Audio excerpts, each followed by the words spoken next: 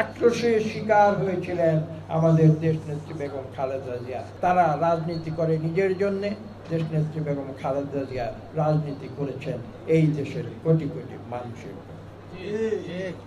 আজকে এখানে পল্লী চিকিৎসকরা এখানে এসেছেন। একটি কথা আমি এখানে উল্লেখ করতে চাই, আপনারা হয়তো এটা উল্লেখ করেননি, কিন্তু করা প্রয়োজন, কারণ আমি আমার নিজের গ্রামে গঞ্জে পল্লী চিকিৎসক যারা রয়েছেন তাদের সঙ্গে আমি চলাফেরা করি, ওঠা বসা করি।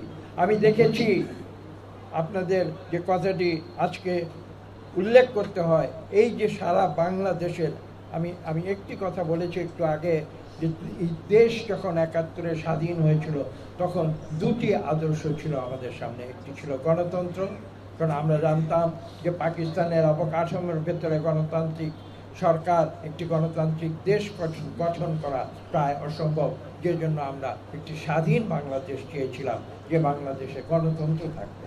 কিন্তু পাশাপাশি আমি আরেকটি কথা বলেছি, যে আমরা কিন্তু এটাও চেয়েছিলাম যে বাংলাদেশে এমন একটি দেশ হবে যেখানে ধনী দরিদ্রের মধ্যে ব্যবধান আমরা কমিয়ে আনব।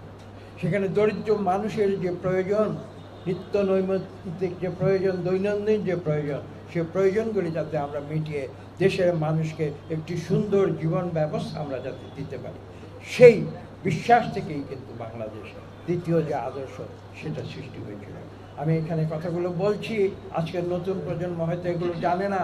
বাংলাদেশের মানুষ, দরিদ্র মানুষ, তারা আধুনিক চিকিৎসা ব্যবস্থা নিতে পারে না। কেন পারে না?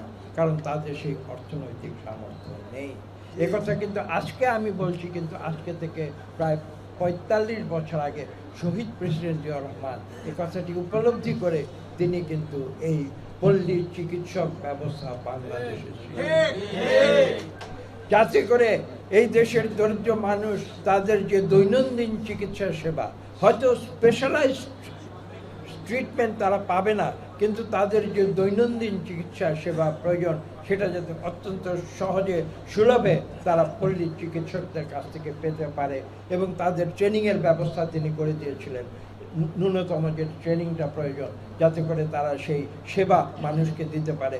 সেই জন্য কিন্তু এই পল্লী চিকিৎসক ব্যবস্থা বাংলাদেশে সৃষ্টি হয়েছে, এবং সারা বাংলাদেশে আপনারা হাজার হাজার পল্লী চিকিৎসক বাংলাদেশের কোটি কোটি মানুষকে প্রয়োজনীয় চিকিৎসা দিয়ে যাচ্ছেন, তাদেরকে দিচ্ছেন যাদের উচ্চতর চিকিৎসা নেবার সামর্থ্য নেই। এই দায়িত্ব যে কত গুরুত্বপূর্ণ এটা বাংলাদেশের ধনী লোকেরা বুঝতে পারবে না, কিন্তু যারা গ্রামে গঞ্জে বসবাস করে, যারা পল্লী অঞ্চলে বসবাস করে, তারা জানে আপনাদের